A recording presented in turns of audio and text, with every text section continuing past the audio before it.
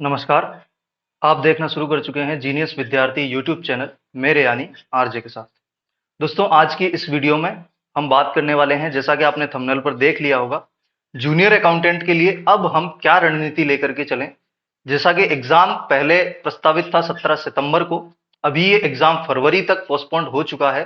तो अब हमें तैयारी में किस तरीके से तैयारी को लेकर के चलना चाहिए ताकि हम अच्छा मार्क्स गेन कर पाएं और फाइनल सिलेक्शन ले पाएं। तो वीडियो के लास्ट तक जरूर बने रहिएगा, तभी आपको अच्छा आउटपुट मिल पाएगा। वीडियो को स्टार्ट कर लेते हैं। दोस्त, इस वीडियो में जो भी चीज मैं आपके साथ शेयर कर रहा हूं वो मैं अपने विवेक के आधार पर बता रहा हूं। जरूरी नहीं है कि वो आपको पसंद आए, इसलिए आप इस वीडियो में बताई गई रणनीति को आप मानने के लिए बिल्कुल भी बाध्य नहीं है। अगर आप जो भी रणनीति, जो भी तैयारी आप लेकर के चल रहे हैं, वो आप ले सकते हैं, उसको लेकर के चल सकते हैं। इस वीडियो में से कोई चीज आपको पार्शियली पसंद आती है तो आप उसको अपनी तैयारी के दौरान इंप्लीमेंट कर सकते हैं। दोस्त, मैं इस वीडियो में बात करूंगा ये मान करके कि आपकी तैयारी 17 सितंबर के अकॉर्डिंग हो रखी है। आप 17 सितंबर के अगर एग्जाम होता उस 17 सितंबर को, तो आप तैयार थे। फिलहाल के लिए आपके पास लगभग मोटा मोटी 5 महीने के आसपास है। 5 महीने की हम बात करेंगे, दोनों पेपर की बात करने वाले हैं, फर्स्ट पेपर और सेकंड पेपर, किस तरीके से तैयारी को लेकर के चलना है। सबसे बड़ी चीज है कि इस टाइम पे आपको ढीला नहीं पड़ना है। जैसे ही एग्जाम डेट आगे गई है, मेरे मेरे पर्सनल दो चार दोस्तों से भी बात हुई है, तो उनका एक ही बात कहनी है कि मैं पहले तो ऐसे पढ़ता था, लेकिन जब से एग्जाम डेट किसकी है मैंने थोड़ा सा इसको छोड़ दिया है। तो वो काम आप मत करिएगा कि मैंने थोड़ा सा इसको छोड़ दिया है। आपको उसी रिदम में, देखो, मोटिवेशन थोड़ा सा डाउन होता है, लेकिन सिलेक्शन वही लेगा जिसका मोटिवेशन डाउन नहीं होगा।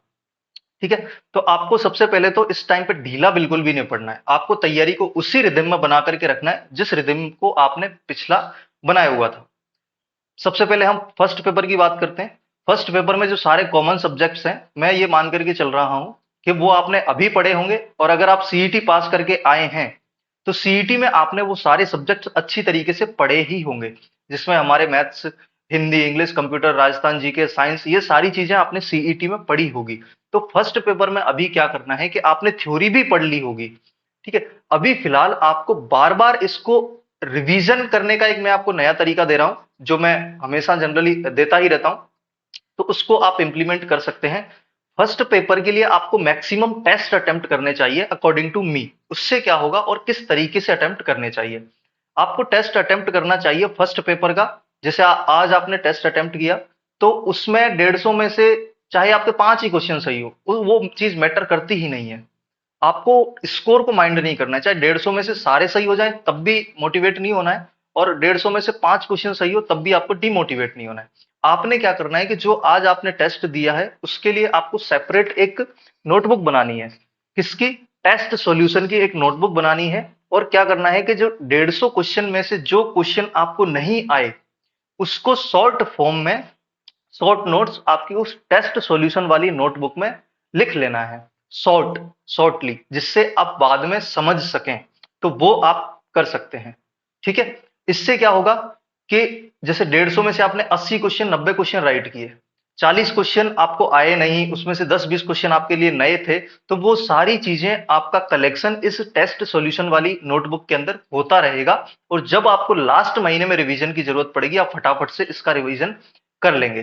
तो ये आप कर सकते हैं। और देखिए, जैसे आज आपने टेस्ट अटेम्प्ट किया, तो आप उसका सॉल्यूशन ये नहीं कि अगले 1-2 घंटे में बैठ करके आप फटाफट से निपटा करके अगला टेस्ट अटेम्प्ट करने चले गए। ये जल्दबाजी बिल्कुल नहीं करनी है, क्योंकि अभी आपके पास टाइम है।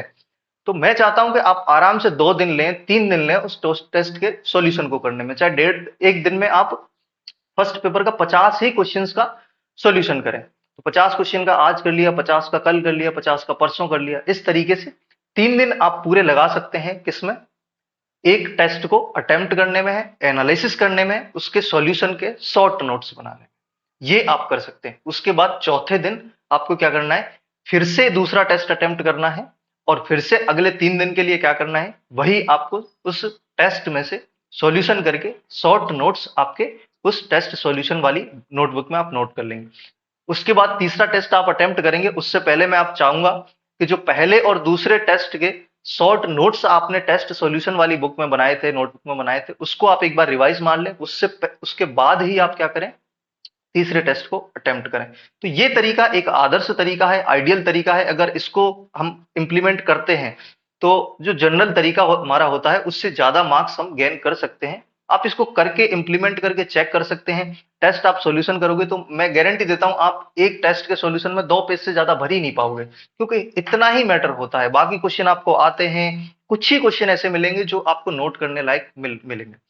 तो फर्स्ट पेपर के लिए ये आप अगर आप लास्ट तक करते रहते हैं तो मैं गारंटी देता हूं कि आप 70% 80% स्कोर आप कर लेंगे। फर्स्ट पेपर में 70% तक आप इजीली कर लेंगे, क्योंकि पेपर अच्छे लेवल के बनते हैं अधीनस्थ बोर्ड के। तो मैं ज्यादा क्लेम यहाँ पर नहीं करने वाला हूँ। तो ये आप कर सकते हैं। और लास्ट टाइम टाइम तक आप देखेंगे कि चाहे आपकी इंग्लिश वीक हो इस टाइम पे, या मैथ्स वीक हो, चाहे कंप्यूटर, जो भी सब्जेक्ट आपका वीक है वो आपका स्ट्रांग होता हुआ नजर आ रहा होगा लास्ट तक। तो फर्स्ट पेपर के लिए ये रणनीति आप लेकर के चल सकते हैं, पसंद आए इंप्लीमेंट कर सकते हैं। सेकंड पेपर के लिए हम बात करने वाले हैं, क्योंकि सेकंड पेपर के जो सब्जेक्ट्स हैं वो मैक्सिमम लोगों के लिए नए हो सकते हैं। तो अब इसमें जो जब भी हम किसी नए सब्जेक्ट को पढ़ते हैं तो उसमें हमें सबसे ज्यादा जरूरत किस चीज की पड़ती है, वो है रिवीजन। क्योंकि जब आप उस चीज को पढ़ रहे होते हैं, हम नए सब्जेक्ट को पढ़ रहे होते हैं, तो समझ में सब कुछ आ रहा होता है कि चल ठीक है यार, इतना इजी सब्जेक्ट है, नया है लेकिन इजी है। लेकिन वो इजी भी याद तब रहेगा दोस्त, मेरे दोस्त, जब उसको हम बार बार रिवाइज मारेंगे, तभी ना याद रहेगा। तो रिवाइज मारने का तरीका आप ये कर सकते हैं कि लगभग आज से आपके पास 5 महीने, यानी कि हम ये कह सकते हैं 150 दिन के आसपास हैं। अगर आपने इससे पहले बहुत अच्छी तैयारी कर रखी थी तो आप 30 से 40 दिनों में सेकंड पेपर को कंप्लीट रिवाइज कर सकते हैं। अदरवाइज आप ये कर सकते हैं कि 50-50 दिन के 3 राउंड आप मार सकते हैं रिवीजन करने के लिए। और अभी तक आप लगभग 1 से 2 बार रिवीजन कर ही चुके होंगे कम से कम, अगर आप थोड़ी सी भी कम तैयारी लेकर के चल रहे हैं तो। और 3 से 4 रिवीजन आगे मार देंगे। अगर 50-50 दिन के 3 रिवीजन भी अगर आप मार देते हैं तो आई थिंक कि इस पेपर में भी आप अच्छा कर लेंगे। तो मुझे लगता है कि सेकंड पेपर में रिवीजन की सबसे ज्यादा जरूरत होगी। मैंने आपको एक आइडिया दिया है कि 50-50 दिन का आप कर सकते हैं, लेकिन ये जरूरी नहीं है कि आपके लिए सबके लिए 50-50 दिन का सूटेबल हो। ये आप अपने अकॉर्डिंग बनाइएगा कि आपको कैसे रिवीजन करके चलना है। लेकिन फर्स्ट पेपर जैसा मैंने बताया उस तरीके से अगर आप इंप्लीमेंट करेंगे तो कहीं ना कहीं बेटर रिजल्ट आपको मिल सकते हैं। अब सबसे बड़ी चीज, के टेस्ट किसका लगाएं, इसका मेरे को फिलहाल कोई आइडिया नहीं है। मैं वो भी आपको बता दूंगा अगली कुछ वीडियोस में। लेकिन टेस्ट आपको लगाने हैं। एक टेस्ट सीरीज में कहीं पर आपने ले रखी है, वहां पर 10-15 टेस्ट है, तो वो सारे अटेम्प्ट करके कहीं और से भी लगा लीजिए। जिससे क्या होगा कि आपकी रेगुलर रिदम बनी रहेगी, रेगुलर रिवीजन आपका होता रहेगा। टेस्ट के माध्यम से जो नई चीजें होगी वो आपको मिलती रहेगी।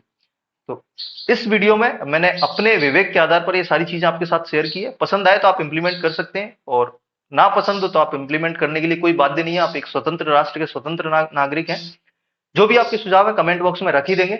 चैनल पर नए हो, चैनल को सब्सक्राइब जरूर करके जाइएगा। बेल आइकन को ऑल के साथ ऑन कर लीजिए, क्योंकि इसी तरीके की इंफॉर्मेटिव वीडियो जब भी आएगी नोटिफिकेशन आपको मिल जाएगा।